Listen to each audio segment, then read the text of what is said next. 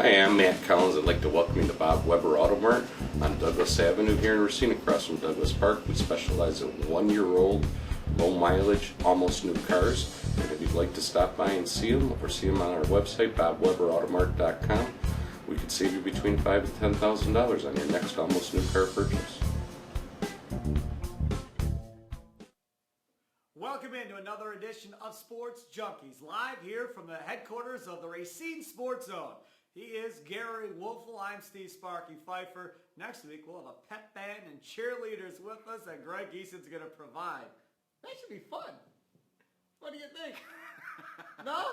Hey, whatever you say, you're my man. I think it would be a lot of fun. Pep band, cheerleaders. Now, do you want to explain why you made that comment? People No. will go like, okay, what is he talking about? No, They always say that anyways, but I'm talking about the fact that I want a pep band and cheerleaders 1 week. we should. Yes, we should. Now, it should be in the high school segment, Okay. not in the Bucks segment. We'll take this show on the road. Yeah, some high school, pony up your pep band and your cheerleaders and send them over here. We're going to do a Frankie Valley, take it on the road.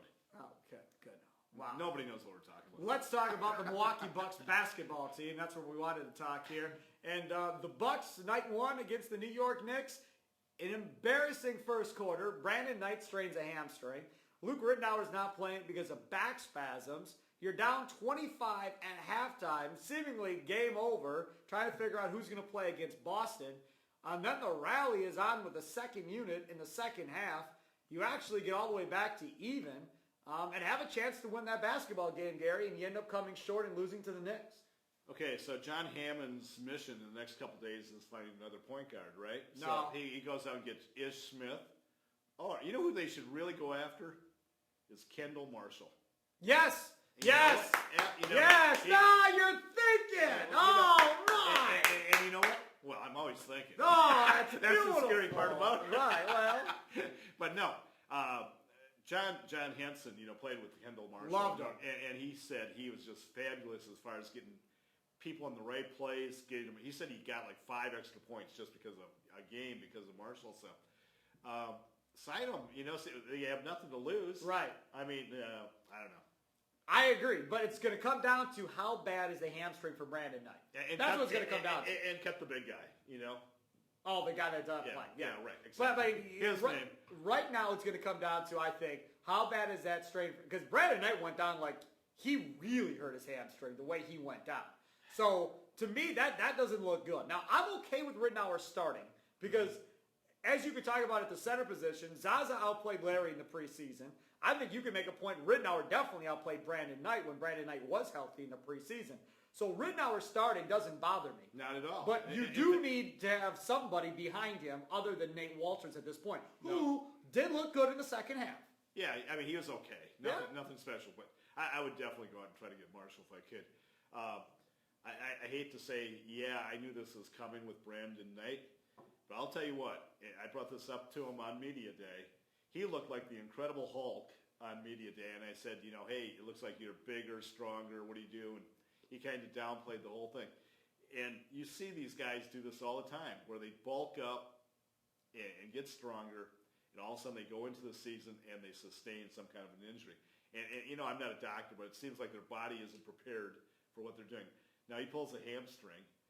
You just wonder, was he too tight? He had another hamstring issue during the preseason. Exactly. And I think this is the other hamstring. I don't think it's the same hamstring. Right. That's what they had indicated. But tough blow. I mean, this guy has to be on the floor. He's 20 years old. They need him going forward. At least they got to find out if he's the guy.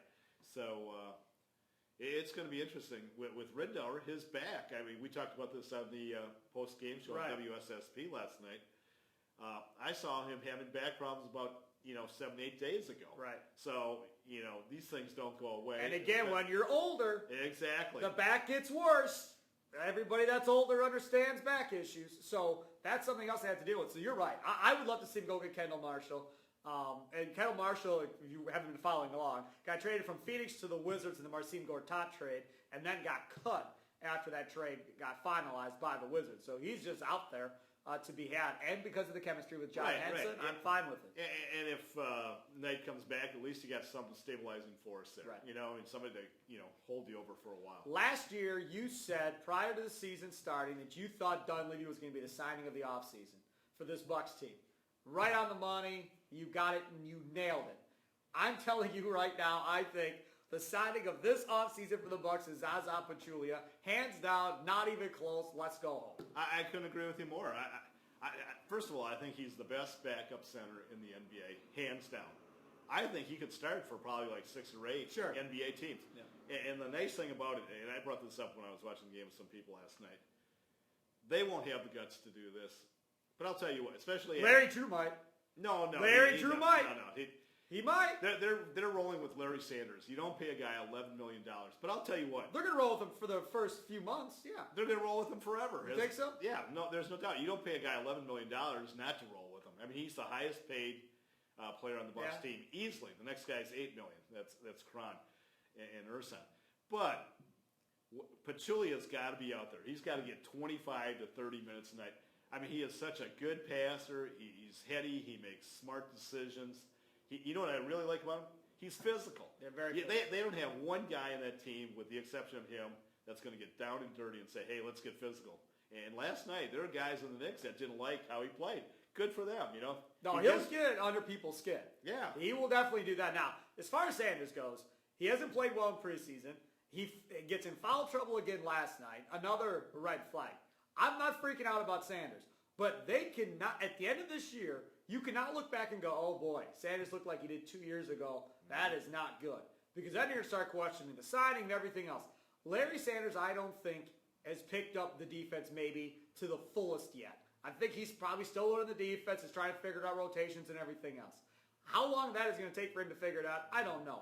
But that's the excuse I'm going to give him. Now, we get till middle December, and if this is still the same pattern that we have, then there's going to be cause for concern at that point if we don't see anything. Remember, 2 years ago, going into training camp, Larry Sanders wasn't a guarantee to be on the roster. Exactly. And then he puts together the monster season. All the credit in the world, was a huge force. And you go, okay, well, he's a core piece now off of that year. You pay him all that money.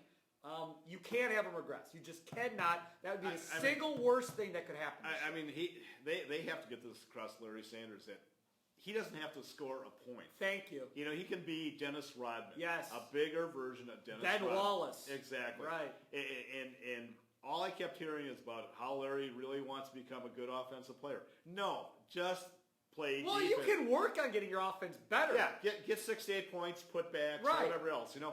But, I mean, last night he was dribbling the ball up by the free throw line extended, taking these shots, and it's not his game. Right. You know? I agree. They have enough guys that can shoot besides him. Now, Whether they make them, who knows? John Henson. Oh, here we go. What do you make of John Henson, Gary? You are poking the bear right Yes, now. I am. No doubt about it. I mean, we saw John Henson last year have some really terrific games, and he, for whatever reason, he didn't play big minutes on a consistent basis. Well, and everybody thought, okay, now that Skiles. Everybody blames Skiles. Yeah, and when Boylan took over, he got more minutes. He played well times, and all of a sudden he lost minutes. He lost minutes again. Now with Drew coming in, there's been such an emphasis on saying, hey, we're building for the future. We got all these young guys. They raved about Henson last year, front office people, John Hammond, etc. And he said, okay, Ersan Ilyasova is hurt. No brainer. He's starting. He's your next best guy. I mean, there are people before that they thought that Henson should start ahead of Ilyasova. So you bring in Chris Middleton and start him and move Caron Butler to the 4 spot. I'm sorry, there's red flags going up with me already. See, and I want to see how this all plays out. Because first of all, Ersan, I was shocked that he even played in a basketball game. Right. Then he leaves with knee soreness and doesn't come back. So did we rush him back? And because we rushed him back, how long is this going to set him back now? Because you have a back-to-back Friday and Saturday. Friday you're in Boston. Saturday you're home against the Raptors. Hopefully this doesn't knock out Ersan 2 or 3 games. Because you need Ersan Ilyasova scoring. Oh, no doubt. You scored 83 points last night, and you were in it because the Knicks were struggling themselves, because I think they were kind of sleepwalking a little bit in the second half. But in the second half of that game, O.J. Mayo, buddy, you got to average 20 points. 13, 14 points, that is not going to do it. No, and he played 34, 35 minutes. Right. You've got to do more than that. Right. And I don't know, we could talk the rest of the day about the Bucks. They got a lot of issues. Yeah. I mean, when you have 11 new faces, you're going to have And issues. it's going to take time for them to figure each other out, too. Right. But I have an issue with Henson right off the bat. That, to me, is a major, major red flag. Middleton is nothing more than a run-of-the-mill. He's a young guy now. And that's fine, he's young. But, I mean, he was in the first half. I don't think he had a point or a rebound that whole time, okay? Henson has proven it. Didn't he have like a 26 rebound game last year or 25, whatever it was? You know, so, I mean, you can see the potential of that guy. So, I don't get it. He is Gery Woelfel of the Racine Journal-Times. I'm Steve Sparky. Fifer, thanks for tuning in another edition of Sports Junkies. We'll talk to you again next week right here at RacineSportsZone.com.